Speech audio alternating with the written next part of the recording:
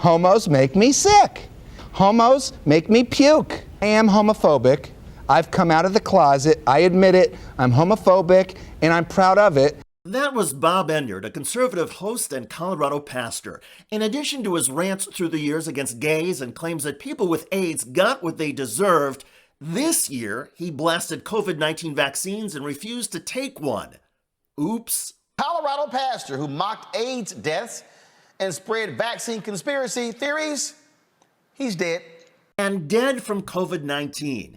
Enyart is just the latest in half a dozen conservative anti-vaxxer radio hosts who have died this way. Howard Stern has been mocking them. But it's really funny when the radio guys are the best. There were like 4 of them died.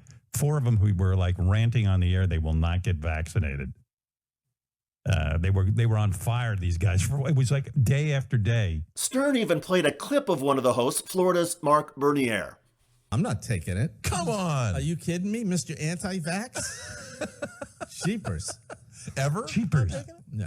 Anti-Vax. Mr. Anti-Vax. And he died? Yeah, he's dead. He no longer walks. There were 3 other guys, too. I don't have tape of all of them. And they're on the radio preaching this shit. When are we going to stop putting up with the idiots in this country and just say, it's mandatory to get vaccinated? Freedom. I want my freedom to live. Many of us feel that way. To hell with the anti-vaxxers. The question is, though, should we show or express at least some compassion when they die? Hello, everybody. I'm David Shuster, and thanks for joining us. There's a German word called Schadenfreude. It literally means joy at another person's misfortune.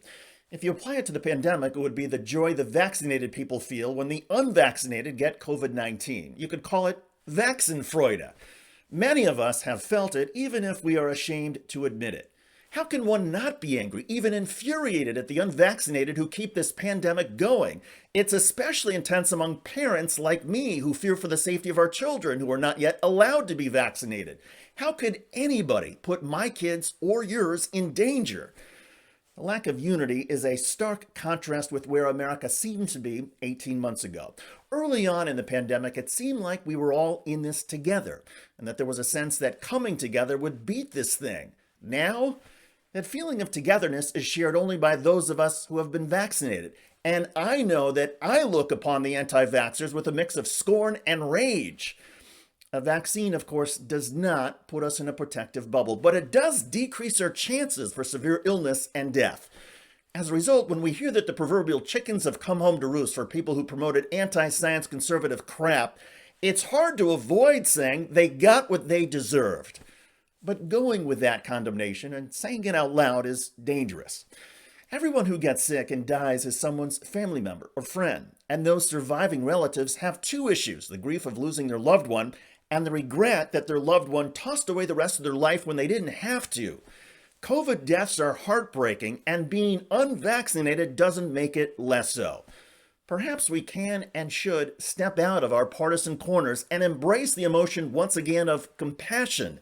Injecting a touch of humanity back into the fight against COVID is long overdue. Yes, that homophobic jerk Bob Enyart doesn't deserve it, but for the sake of his family and community and ours, we should all aim to be better than him.